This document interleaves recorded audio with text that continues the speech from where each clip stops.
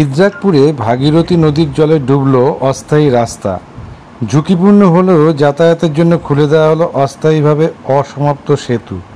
শনিবার দুপুরে নবদ্বীপ পঞ্চায়েত সমিতির সহসভাপতি তাপস ঘোষের অনুরোধে ইদ্রাকপুর গ্রামের প্রায় 10,000 বসবাসকারী মানুষের জন্য নির্মীয়মান অসমাপ্ত সেতু খুলে দিল কর্তৃপক্ষ। অবশ্য সাইকেল ও মোটর বাইক ছাড়া সমস্ত প্রকার যানবাহন নিষিদ্ধ করা হয়েছে সেতু কর্তৃপক্ষের তরফে। উল্লেখ থাকে, গত 1 আগস্ট থেকে রাজ্যের বিভিন্ন জেলায় শুরু হয়েছে ভারী বর্ষণ। ব্যতিক্রম নয় চৈতন্যভূমি নবদ্বীপ। শহর ও ব্লক ইতিমধ্যেই প্রবল বর্ষণে প্লাবিত। নবদ্বীপ শহরের বেশ কিছু এলাকা প্লাবিত হয়, ফলে একাধিক পরিবারকে ত্রাণ শিবিরে আশ্রয় নিতে হয়।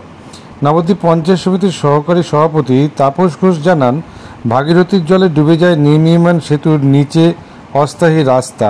বিপাকে পড়েন গ্রামের অসংখ্য মানুষ।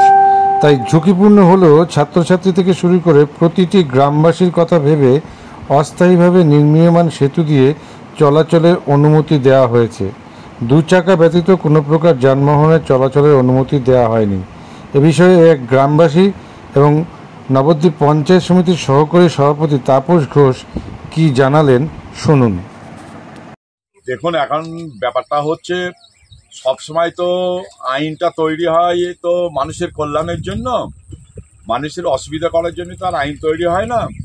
এখন মানুষের সুবিধার জন্য এখন বহু স্কুল ছেলে মেয়ে সবজি দুধ এসব যাবে, তাই এখন তো জল দিয়ে যাওয়ার কোনো পরিস্থিতি নেই। কিংবা নৌকা নিয়ে আসবো, নৌকা নিয়ে এসে যে এখানে করব, সেটাও কোনো উপায় নেই। কারণ হচ্ছে সব চারিদিকে দেখেন সব কচুরিপানায় ভর্তি, নৌকা আসার কোনো উপায় নেই। এখনো এখানে যে ঢালাইগুলো বাকি আছে দেখতে পাচ্ছেন, স্প্রিংগুলো বসানো হয়নি। তাই এখন বাধ্য হয়ে ওখানে পাটাতন সৃষ্টি করে কোনো রকম সাধারণ মানুষকে যাতায়াতের ব্যবস্থা করে দেওয়া হলো। শুধু মোটরসাইকেল আর সাইকেল আর সাধারণ মানুষের যাতায়াতের জন্য এখানে ব্যবস্থা করা হলো। তাই এখন জল ভেসে গিয়েছে, এখন প্রায় 10,000 লোকের বসবাস। সেটা তো মানুষের কথাও চিন্তা করবে। আর ব্রিজটা তৈরি হচ্ছে তো মানুষের জন্য, মানে রুগীরা হাসপাতালে যাবে, সবজি নিয়ে যাবে, বিশেষ করে লেখাপড়া। বৃষ্টি মাথায় এসে দেখলাম প্রচুর ছেলে মেয়ে প্রাইভেট পড়তে যায় নবদ্বীপ, তারা এখান দিয়ে জলে নেমে যেতে পারছে না, প্রায় মাজা ভোর বুক ভোর জল, আর প্রচণ্ড স্রোত দেখতেই পাচ্ছেন। তখন বাধ্য হয়ে এই অস্থায়ী ব্যবস্থাটা করেছি। যদিও একটা রিস্ক থেকে যায়, কিন্তু মানুষের কল্যাণের জন্য একটু রিস্ক নিতেই হলো। আপনার নাম? আমার নাম তাপস ঘোষ। আপনি? আমি নবদ্বীপ পঞ্চায়েত সমিতির সহকারী সভাপতি। বাড়ি কোথায় গো? ইদ্রাকপুর।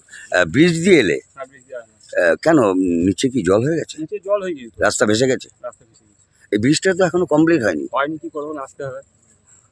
একটা ঝুঁকি থেকেই যায় না? একটা ঝুঁকি তো থেকেই যায়। আপনার নাম? আমার নাম প্রভাত দাস। ইদ্রাকপুরে বাড়ি? ইদ্রাকপুর বাড়ি।